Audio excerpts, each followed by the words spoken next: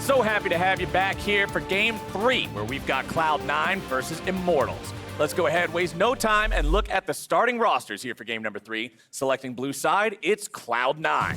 They've got Licorice in the top lane, Blaber in the jungle, Nisqy at mid, Zven and Vulcan bot lane and support, with coaches Reaper and Westrice. Cloud9 has looked like such a good team so far. Squaring off against them on the red side, it is Immortals with sOAZ in the top lane, Xmithie in the jungle, Eika in mid lane, Altec and Hakuho in the bot lane, and Zabuchin and Goduan in the coaching role.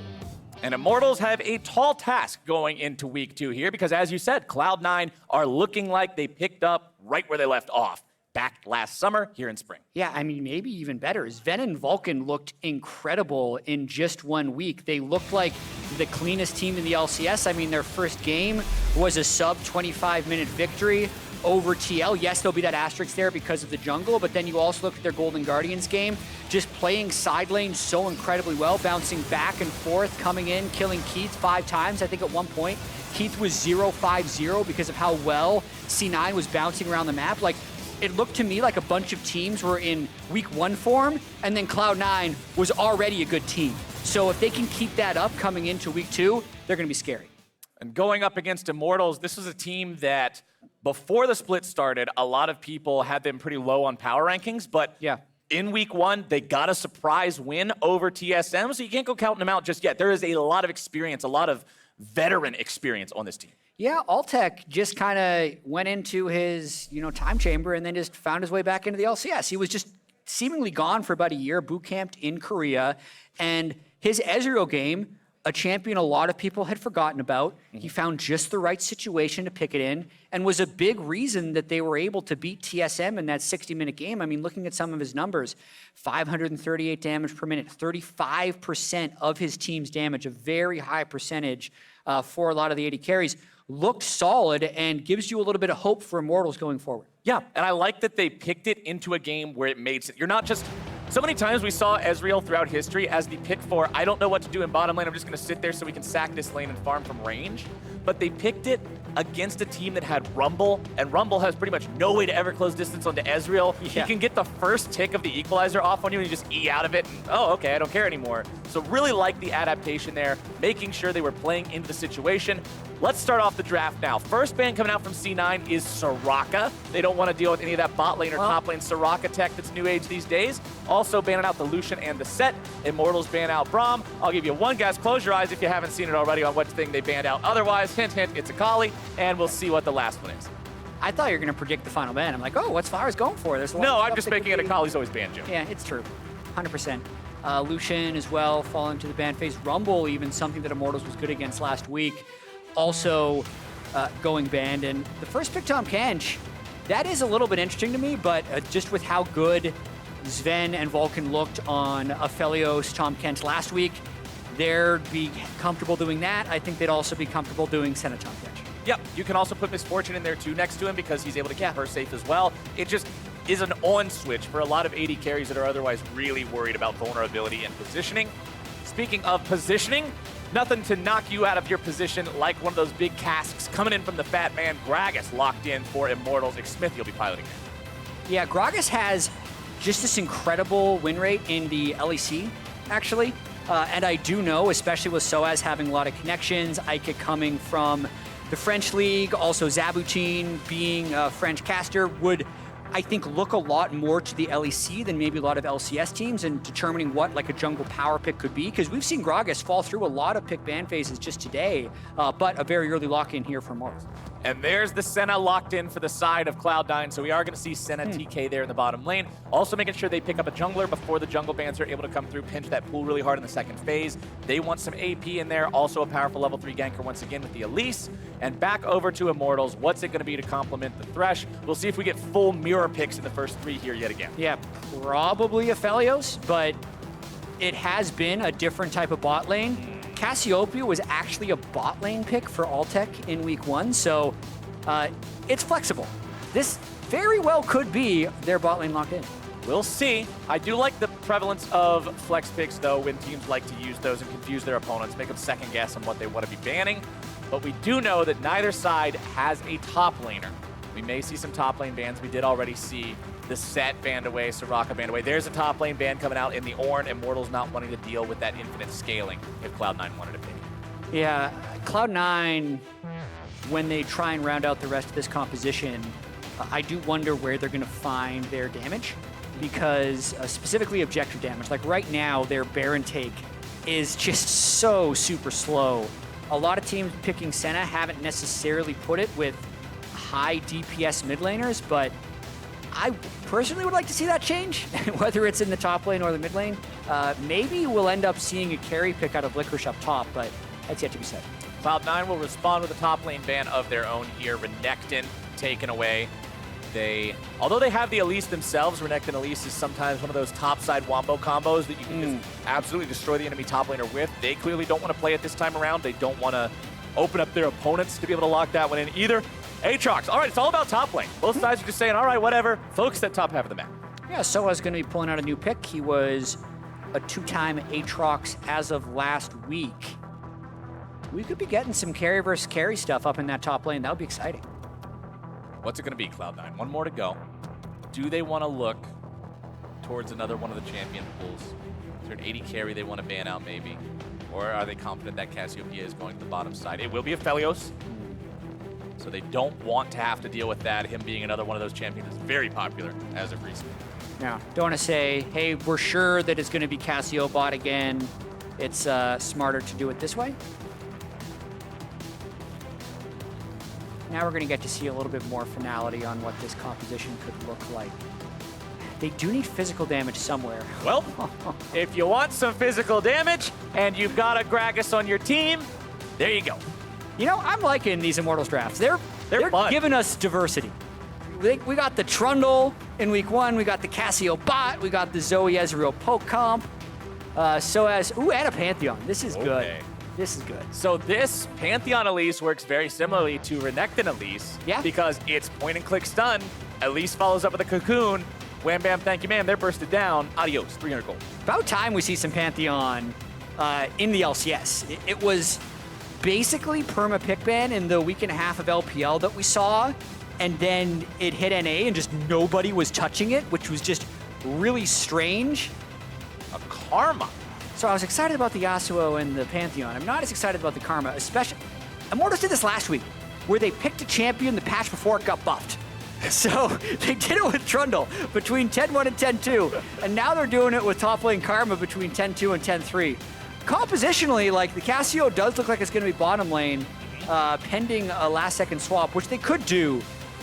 The comp doesn't look bad for Immortals. Yasuo Gragas is a classic mid-lane duo of power. Yeah, if you look over on the side of Cloud9, they're also very AD heavy. Yeah. Senna, Pantheon, Gangplank. Of course, Gangplank has the magic damage from his ultimate, so that's a little bit not AD, I guess. But the main AP threat here is Elise. If Elise falls behind the curve of the game and you've got some Ninja Tabbies and an Hourglass with your Gragas, you feel pretty comfortable initiating into a squad like this pretty much all the time. Yeah, I mean, we've seen such varied games today. We saw the first game with COG where we got the Kale versus Set, like super late game. We had that amazing back and forth, like meta composition team between Dignitas and TL. And now we get this where the only player to play Cassio bot lane in the LCS pulls it back out again. We get the Yasuo and Karma coming out of solo lanes. And we see our first LCS Pantheon. I'm excited. And with how good Cloud9 looked in week number 1, if Immortals wins this, I think this is the one that changes the minds of a lot of people who are doubting Immortals. Yeah. Because, yes, they beat TSM. Yes, that was a surprise. I think you could comb the depths of the internet and not find a whole lot of people who think TSM are doing real hot right now. TSM, Immortals played better than what people were expecting. TSM also played worse. So let's see if Immortals can now step up and take down a team that everybody else is hype on, because that says a lot to me. Yeah, and I am very hype on C9 after week 1, to be completely clear. Like, the expectations for this team got set very high for me after seeing their performance with the 24-minute win over Liquid, and then just the way they manipulated side waves against the Golden Guardians. Adding on top of how clean and effective their bottom lane looked. So I'm just expecting a high level of execution from C9 if they're looking to carry through. And that's why, as you mentioned, it would be very impressive if Immortals pulls out a win. And as we wait for the action to truly break out with the minions, let's go ahead and check in. We got a sideline report with Zabuti. Thanks, guys. Here was Zabuteen. Rough week for Immortals, little shaky. What was the difference made coming into week 2? I mean, for week 1, we had exactly 2 days of scrim, so it was borderline playable. So the win has to be put on the players. The staff borderline didn't do anything beside the draft. We're still trying to find our identity as a team. It takes a little bit more time than like 6 days. So we're kind of heading games. The draft might seem a little bit weird for some people, but I mean, it's kind of like in the process of finding how we want to play the game, and let's hope for a win today. And now that everyone has had more than those 2 days of practice, how's everyone gelling together? I mean, it's pretty good. As I say, it's a slow process. Sometimes it clicks in a day, sometimes it takes a little bit more time, but I'm not too worried about like this thing clicking eventually. It's just time is what it takes. Thank you, Zop. Throwing it back to the guys for some action. All right, we got the invade from Cloud9 here at the blue buff of Immortals. It's a smite fight for the level 1 buff.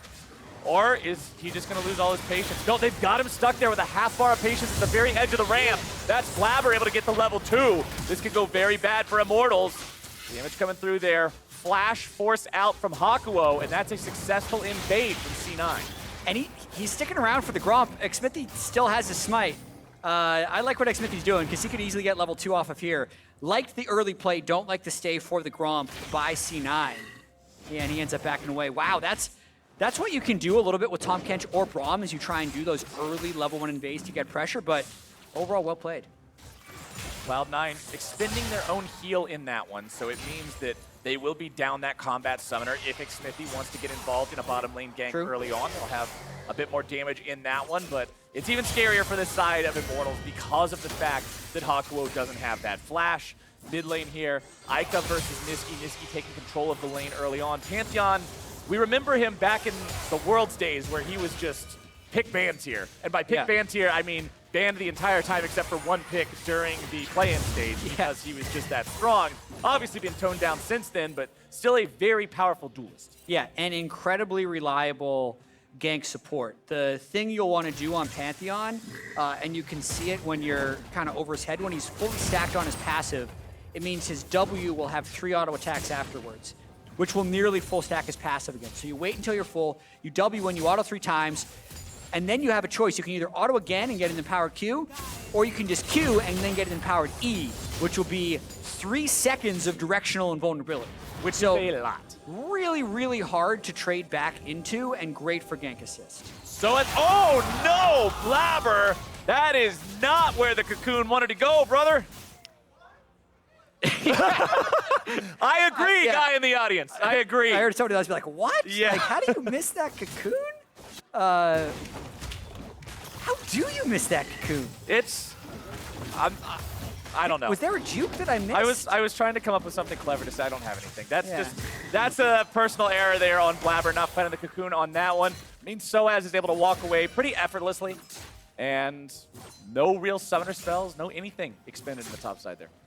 sOAZ did actually walk a little irregularly. I just watched it back. It looked like he was just juking permanently, which is something you should probably do. Most people are, don't think to do that, but still, what?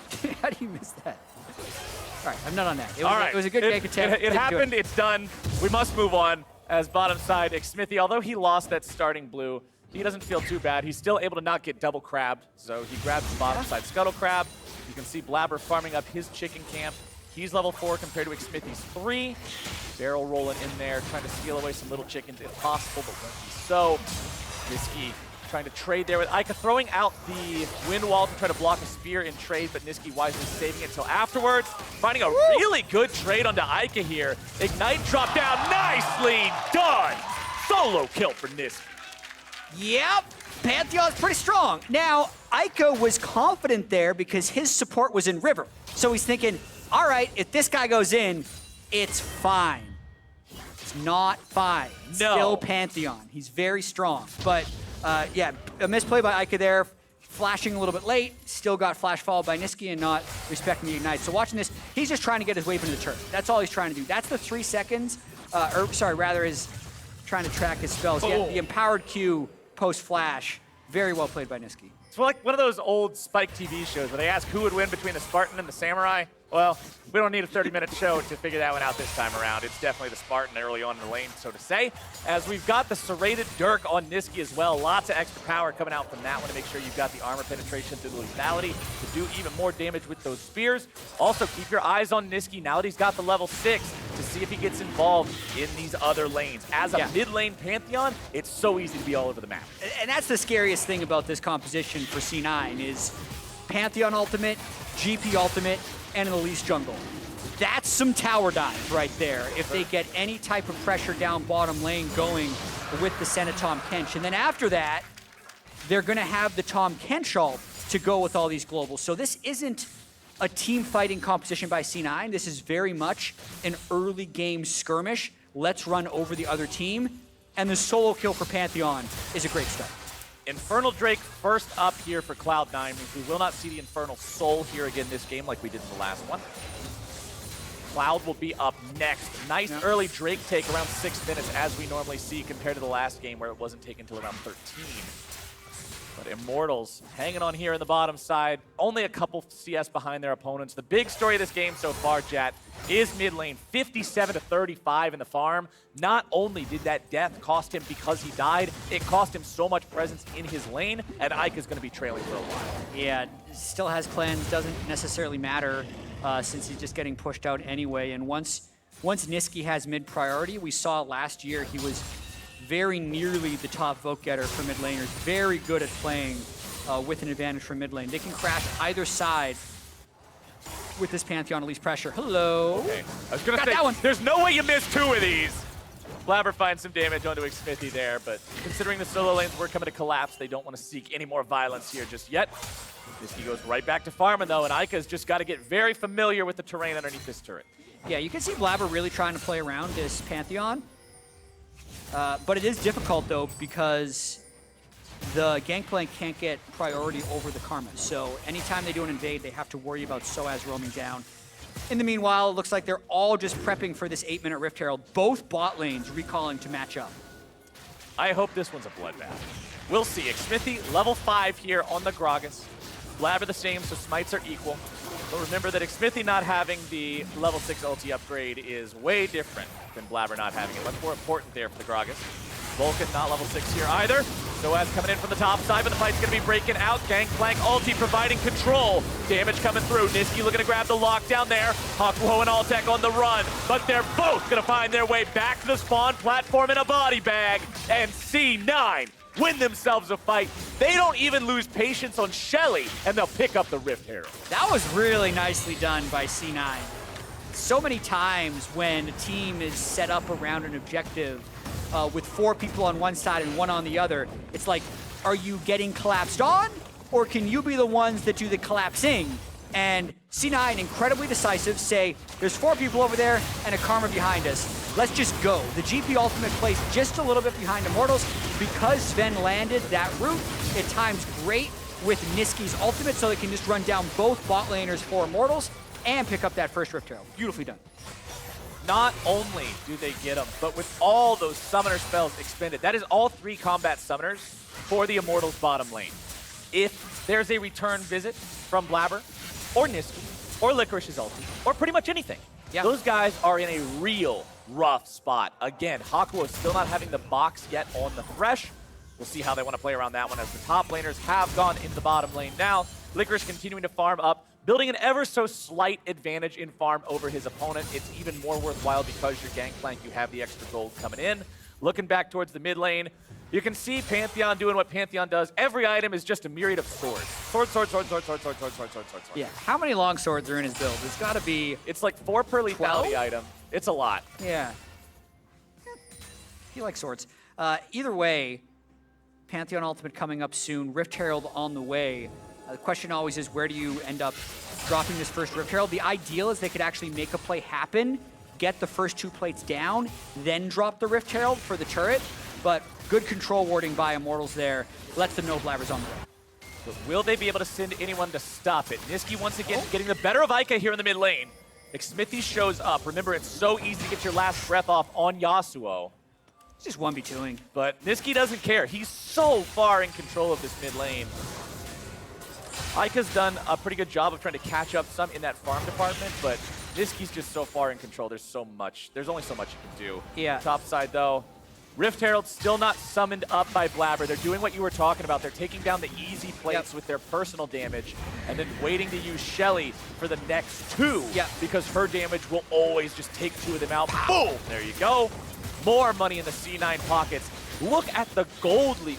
Last game didn't have this kind of a gold lead till 30 minutes in, and now Cloud9 will take the first turret. A couple more auto attacks should do the trick, and that's going to put them up almost 4,000 gold over Immortals. Look at those nice guys playing around Zven. Everyone leaves so he can pick up full gold. No jungle or support greeting to get their own items. It's the right call in this situation as well when you have that type of early game lead, giving Zven as much power as possible. But they're likely set up just right for this as well. They can do their resets, they'll get back on the map, and now they'll move toward Cloud Drake. They're just so clean this game. Let's throw back to what we were talking about when we were first introducing this game. Zven and Vulcan looking like such a big upgrade in the bottom lane for Cloud9, and Zven just seems so much more comfortable on this team than what we saw him on TSM. He was part of the TSM roster that didn't click, part of the import with Xmithie there, as Altec's nearly taken out. Nisqy can't quite find the kill, but Zven just seems to be in his element here in these first couple weeks. Yeah, and it's twofold, right? Like the C9 last year was actually very good. They were second place in both regular season splits. So quick with the 5 games. They're going for sOAZ. sOAZ, are you getting away from this one? Well, he got licked and he got sticked.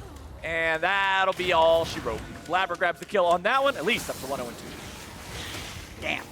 That was they just make it look easy. Other teams have such a hard time making early game plays happen. C9, already 2 Drakes, 1 Rift Herald on their way to getting a large amount of plates. But to get back, as long as I don't cast a curse, the clean play, to get back to this, like, they're also playing around Zven. Last year, C9 didn't play around Sneaky. They were so much a solo lane team. Like, we must play around these solo lanes, and then Sneaky will be there in team fights. This team is like, from the looks of it, in 3 games, an early game team, however it works, right? Whatever is the best place for us to go is where we will go. It's not necessarily like they're camping Zven or camping Nisqy, but they're just making these highly efficient, aggressive plays, and they're 5,000 gold up. That kind of malleability is awesome because it means that you can adapt to each and every game instead of always being pigeonholed into this one strategy that teams are able to figure out and play around. If you can trust every single lane to step up when need be, but also to play weak side when need be. Not every player can do both. Some people are very inclined towards one or the other, as we'll see Licorice going for the trade here against sOAZ. Root comes out, Licorice eats the orange, looking for more barrels, and he forces the flash out of sOAZ. And we saw what happened the last time sOAZ's flash was down. TK came down bottom and they dove him. So that type of aggression in the solo lane, very beneficial to be able to set up more plays. It's the only flash that's actually down on Immortals right now. And it just gives another thing for C9 to add to, like, what is our next play going to be? And remember, because we are now on 10.2, it means we're on the patch where the Cloaks of Agility have been nerfed. You can no longer just grab 2 cloaks early on in the game for Yasuo to have 100% crit whenever he feels like it. So that sort of a build for both Yasuo and Marksman has been removed from the game.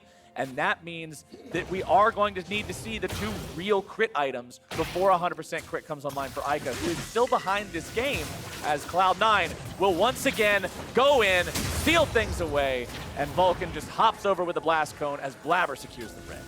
That was well played by both sides, actually. Xmithie knew there was something afoot, didn't have vision, but by aggroing the red will then go towards the next closest thing. Yes. So the red is actually his ward, if that makes sense. And it let him know something was in the brush. Once C9 was spotted, they just pulled the red back to make sure they'd win the smite, get it, and now they go for their second kill. Fun tip that's actually a really good tip for solo queue jungling as well. That's one thing that I remember back however many seasons ago I first learned that. When you think you're going to be counter jungled, you shoot the whatever creep camp it is, you shoot it. If something seems wrong, if they're not walking towards you, if they run the other way, it's not the AI messing up. It's the fact that somebody's trying to set up a trap. Absolutely. Now with the second Rift Herald, where do they go next? Well, they tried for the flash of sOAZ. Rare misplay from C9 so far this game, actually going in a little bit early and without any type of space to cut people off. Vulcan hanging around the jungle just to make sure that Immortals doesn't try to steal back the red that they lost there in their own side. But Nisqy will pick that one up for the side of C9. Duskblade done means that much extra burst for this Pantheon. It was Phantom Dancer, the rush for Eika. Pretty standard Yasuo stuff. Makes him a bit more survivable here in the fights. Couple that with his shield, and maybe he'll be able to survive if he goes in. But it's still very risky when Cloud9 is up 6,000 gold. Third Drake spawning here in 1 minute. Herald summoned up in the mid lane. There's no more plate money available, but honestly, they're so far ahead. They just need the map control now. Take down the tier 1 turret. There you go. A couple more auto attacks should seal its fate. And that one's gone. Try and get sOAZ while he's in transit. There we go. There's some damage coming out from the barrels. Licorice knows how to play this. When he throws down the ulti to the side to cut off the escape route that sOAZ may be able to use, sOAZ is forced to run down the long hallway. He might as well be walking the green mile. There is no way you're escaping that Gangplank there. Hakuho trying to get out. The damage comes in. Senna's almost able to take him down. Altec grabs the return kill onto Nisqy, and Immortals finally gets themselves on the board. Yeah, misplay by Nisqy there. He used his E. It's directional invulnerability. His E wasn't facing the turret, so the turret just killed him as he was trying to do that dive. So good stopwatch by Hakuho to buy a lot of time during that dive, but Immortals is on the board, even though the Mountain Drake is likely gone soon. That's where they're TK ulting. Vulcan says team. Where's team? Team's getting kills. Where's everybody at? Okay. Yeah. Well, they did manage to grab a kill onto Altec, and with the Cassiopeia down, I'd be willing to wager that we are not going to see any sort of resistance on this Drake from an Immortals squad that are 6,000 gold behind in 4v5, and that puts Cloud9 at Drake point, 18 minutes into the game. This could be a 24-minute soul. This could be real fast. I mean, 23-minute with the 5-minute respawn timer on the Drake coming in, even faster. One thing that Eika did do is he's been able to pick up a lot of side lane farm. The one way that Immortals could think to try and get back in this would be get it fast. Very well done. He's about to reset and start healing. That's true. Everything C9 does just feels so practiced. Like, it feels really clean, this game. yeah.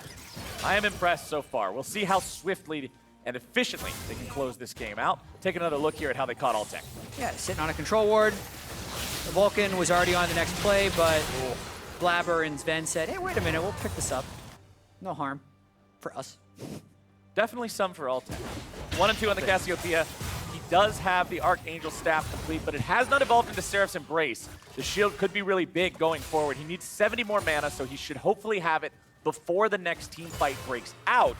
We'll see how far Cloud9 wants to push their aggro in this game. They will definitely be the ones deciding when and where the fights happen for the long foreseeable future. Yeah, they definitely want to continue to get picks. Their Baron damage is actually quite slow, so a lot of the acceleration is to kill someone outside of a turret, then go for the turret, and use kind of the Mountain Soul and Elder Dragon, if need be, to be the endgame things. It's very much an early game composition that does need to succeed early. It succeeded very, very well. With flying colors. Yeah, but it doesn't mean that like the Baron will necessarily be easy for the champions they play. Still trying to just fight over this vision here. Dare Immortals to come out and mess with them. Senna ult comes through, GPLT doing the same. Look at Eika's health bar. Just Gangplank ult and Senna ult did that. Yeah, that's something Immortals gonna have to worry about. 2 buttons.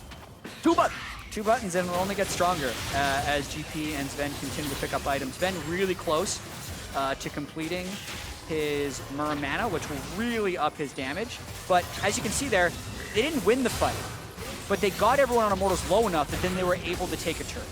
And sometimes that's all you need to do. Yep. Winning the fight doesn't mean killing the enemy team. It just means controlling enough of the map that you can get something out of it. Top side, it's Vulcan with the Abyssal Voyage. C9 again, using these tools so well, making sure that they're taking advantage of the pick, not just to keep Senna safe, but to bring everybody around the map, control objectives, 5 turrets to 1, 6 kills to 1, 8,000 gold lead 20 minutes in. And I'm so happy to see them use their globals and their gold advantage to continue to accelerate the game. Like, it's not just grouping 5 mid and saying we have a gold lead, let's kill you. It's just making these somewhat uncounterable map plays to get advantages. A lot of the other teams in the LCS only end up getting second-tier inner turrets, at least in the past, after first Baron, right? It says, well, we need the Baron minions if we want to push the base. Well, you don't if you're really clean and executing at a high level, which is what C9 is doing. 2 minutes until that potentially final basic Drake spawns. Cloud9 very much aware of that. Also sweeping out some of the vision around the Baron here. One of the ways I guess you could throw a lead like this is giving away a Baron to your opponents for free when you didn't mean to, so they want to make sure they're not opening up those doors for Immortals. Because honestly, with a lead like this, 20 minutes into the game, Immortals is pretty much waiting on a Cloud9 throw. There's not really a move that you do where you're saying, okay, this is our opportunity to go in and we can win here. It's how do they goop up? Because you need a big goop. Yeah, and if C9 overdives, Immortals actually has a fast Baron, the Yasuo Cassiopeia would be very quick. They're just a long ways from that world. Mountain Drake up in a minute 10 and 1, kind of dangling middle turret that C9 is going to be going for. I feel like they're in another galaxy from that world. That's a real hard one to imagine from this game state. See if that tier 2 becomes a target here, if they're just drawing attention to it while they wait for the Drake to spawn. Nisqy doesn't want to be the guy who overextends himself down here. Would rather have his ranged allies come around and help that one. You can see Zven in the mid lane is going to keep pushing that one up, pressuring multiple locations at once. Licorice is in the top side. He's got the teleport ready. He's got the Gangplank already. He can be there at a moment's notice. Yep, just getting as much poke in as possible. This is the one point in the game where C9 doesn't need to be accelerating the pace. Tanky supports also all going Gargoyle Stoneplate Rush these days, recognizing that it's making them just so incredibly durable in the fights. You can see that being the first item completed on Vulcan's Tahm Kench, as Nisqy continues just making sure these waves are shoved up bottom side. Mountain Drake, T-minus 10 seconds. Nisqy with the flash, the damage is there, and the artillery fire from a long way away means C9 has this soul on lock. That was just cool to watch. Just the straight line of everything coming in with the CC locked. Karma, who went Ninja Tabby, yes, because they're basically all AD, but that also means you're more vulnerable to the CC chaining. It's a tough spot. Mountain Soul secured by Cloud9 now makes it even that much harder to punish this team if they go too far, if somebody gets caught out. Extra shielding makes them so much more durable. It's now Elder 6 minutes from now. That'll be around the 30-minute mark. Baron is on the table. All of the turrets except that bottom lane tier 2 outside of the Immortals base have already been claimed. And this is where we hit a point where I think you truly get to see how well does a team use an early game lead, because this is where we see so many teams stall out. For sure, and C9 in week 1 had the fastest average game time of any team. It was 29 minutes roughly. You'd hope to see them be able to close this one before then. They'll also have a chance to get an Elder Dragon before 30 because of how efficient they've been with things. So if it does come to that, you could see it happen, but I'm kind of expecting them, especially with the way they're pushing these side waves and how much threat Nisqy has. Nisqy will be able to push a wave in. If Immortals comes to look towards Baron, then they can put a GP ult with the Pantheon ult and just kind of dive in to kill Immortals, and that should probably do it, but we'll have to see if they can execute. Worth noting, Immortals does have the items to make a recipe for a potential miracle turnaround in a fight. You've got Xmithie with the stopwatch to throw in a cast and then buy himself some time. Both carries now also on 2 items. Yasuo with the Infinity Edge Power Spike. Leandri's fully completed there for Altec's Cassiopeia. But will it be enough in the face of an over 10,000 gold deficit? Cloud9 wants to say no, as Nisqy, Vulcan, and Blaber will roam through the jungle here, clearing out some vision along the way. They see the blue trinket placed down there, steal that red away, give that one over to Zven. There we go, pick up a soul as well. What's the soul count on Senna? Yeah, last I checked it was 50. It's at 52 right now, so nothing extreme. When the other team runs away from you constantly, it's really hard to farm souls off of them. But as you can see, every cannon will be an auto drop. If he's last hitting the minions, low percent. And look, Immortals is kind of exposed to mid lane. This could be it. Vulcan going in. Immortals are now separated. Altec under pressure from Licorice, but it's going to be so much damage coming through on the back end of the fight. Zven grabbing a killing spree there onto Hakuho. Double kill for him. Altec's gone. Man, Immortals just lost 3, and Zven counted them all up. Yeah, I was ready to go into this whole spiel about, I'm going to do it anyway. All right, Be go like, for it. hey, like We the got vision time. line is way out here. It's getting harder and harder for Immortals to do stuff. The only way they can get Baron vision is if they get mid priority. But C9 was just ahead of me. The instant Immortals went for mid priority, C9 jumped in. Right? They knew all of the possibilities beforehand and just completely decimated the Immortals. Baron now the target. As you said, this thing's slower than molasses for this team comp to take. You pretty much have to put 3 guys in the dirt and then have a flawless health bar state for your own team to go get it. Yeah. But sure enough, they got it. It's like, how is this game only 26 minutes in? Like, it feels like C9 has just been stomping on them for like an hour, but it's been only 26 minutes. We've said it a lot, but C9 looks good. They have Baron now. Now they can break the base. After Baron, if it's not over, they'll have enough inhibitor damage to be able to go get Elder Dragon. Gotta feel good for C9 right now. Looking phenomenal. Let's see how fast they finish this one off. Red buff picked up there for Zven. 5-0-3 on this Senna. Yeah, Just popping off, man. Popping off.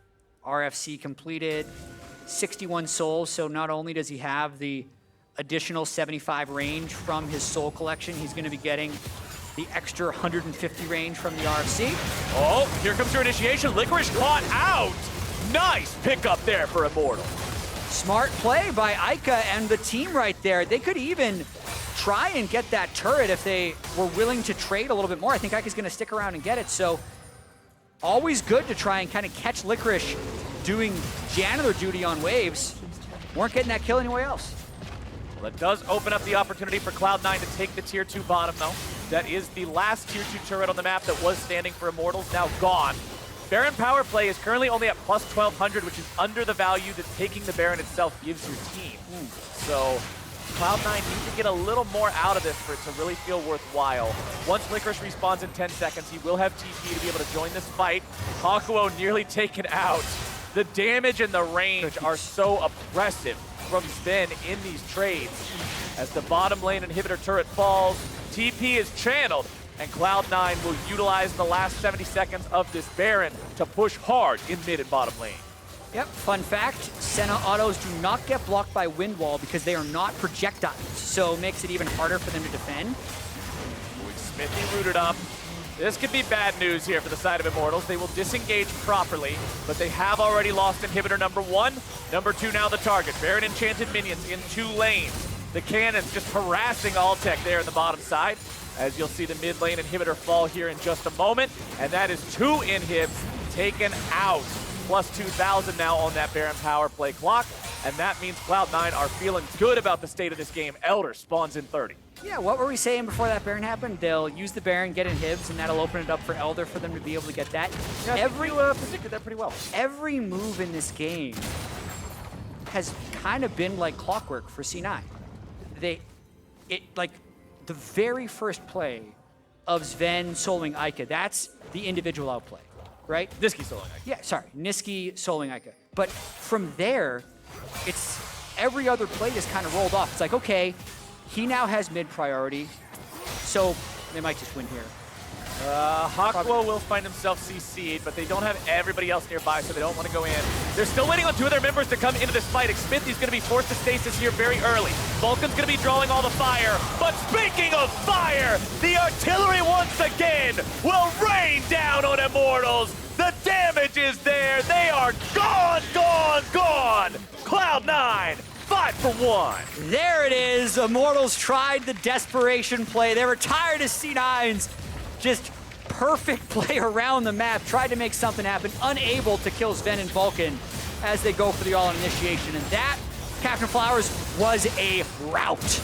Elder not required in what I believe is the cleanest game we've seen so far in these first couple of weeks. Cloud9 smash Immortals. And as I was saying before they got that final fight, is everything in that game was just in sequence, one play rolling into the next. The mid play into the first Drake, into the Rift Herald that they can get, into breaking a turret, into a turret dive bottom lane once the top lane was gone, into the next Drake, and so on and so forth. Like the global usage, the early lead, and just not making those mistakes is what is separating C9, even though it's only 3 games, what is separating C9 from the rest of the league right now.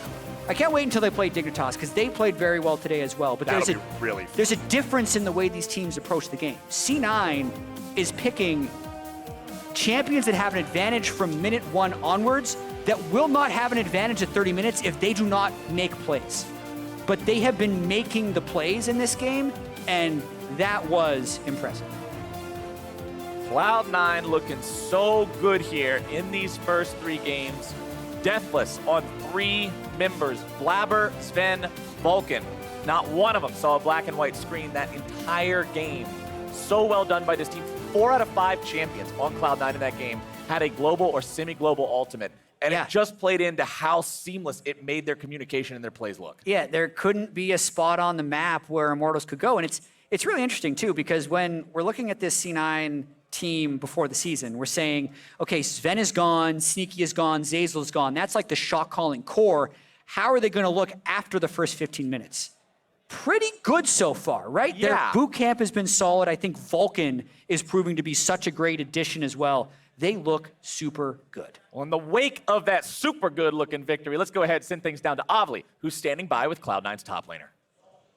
Thanks, Flowers. Cloud9 is looking super good because they are remaining undefeated with this victory. Now, Licorice, with week 2 and TSM and Team Liquid still looking a little shaky, people are now looking at Cloud9 as the top team. So do you see Cloud9 as the clear number 1, or is there a threat in the league? I mean, I think right now, the only team that looks super threatening to us is Dignitas, because they're also the only undefeated team. I think if we beat them, we'll be like the clear number 1, but until then, it's like, I think we're stronger, but it's hard to say for sure. Now, a lot of people are looking at Dignitas and Froggen as the main menace. Do you agree with that, or is there something greater? I mean, I think they had a really strong start. I think that like they're shaping up to look like a strong team. I think that a lot of teams will pick up as the play goes on. But right now, they're probably our number 1 opponent. And looking at you and Cloud9, you entered the team as a rookie on a team full of veterans, and now you are the longest standing member. So what's the team like for you personally now that Svenskeren and Nisqy are no longer on the roster? I mean, with the new guys, it's been good. Like, we started early, we boot camped in Korea, we worked on team synergy because we like came in as like a new team, like a lot of fresh players, and like not having those old guard there like really changes the team dynamic. And so far, it's been really good. So I'm really proud of my team. Do you feel like you have a little bit more weight or clout when it comes to team decisions? I don't know if I'd say that. I think, like, at the end of the day, I think Reeford is like the big boss. And like everyone just gives their input, and I think we just all work really well together. Well, your next match is going to be against 100 Thieves. Now, they've been having a little bit of difficulty in the early game, but they somehow pull off the win in the late. So is that something that you take into account when you prepare for them? Not really. I mean, I think we play a pretty clean game right now, apart from me dying right after we got Baron. Like, we closed out the game really cleanly. And I think as long as we play like that, we should win tomorrow as well. Final question for you. I saw that you guys banned Set on your side. I believe Someday broke out the set for today and had a pretty good performance on that. Is that a champion that you are a little nervous to go against in the top lane? I think with the new champions, it's kind of just like, it's like this wild card effect where when we look at ourselves, we are a really strong team, and if we play standard, we like win most games. So if we just don't open up the set that like might randomly like 1v5 a team fight, then it's just easier for us. Well, Licorice, thank you, and congratulations again on the win. And for everyone else, stick around, because after the break, we're going to see Golden Guardians take on Evil Geniuses. Morag, are they typing? Yeah, they said better jungler will win no matter what. Oh shit, so I hate that bug. Yeah, I mean, that's nothing new. Finding a really good trade onto Eika here. Ignite drop down, nicely done! Right. Yeah, no flash, bud. Yes, no flash. I can still. Son, I'm on Karma. Nice. Karma no flash. Yeah. Okay. I'm on the Rift still. Rift. Zven grabbing a killing spree there onto Hakuho. Double kill for him. Altec's gone. Man, Immortals just lost 3. They're all dead. Oh. No, my stopwatch! Oh, you can see on my screen. I died, man. I'm 1-2.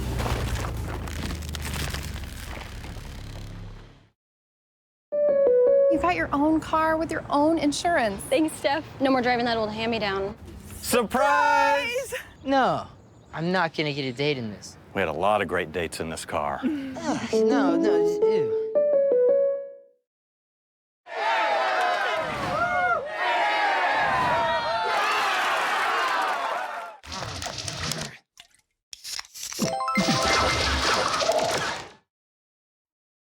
When you're chasing greatness, just remember, it's not about what you say. It's about what you do.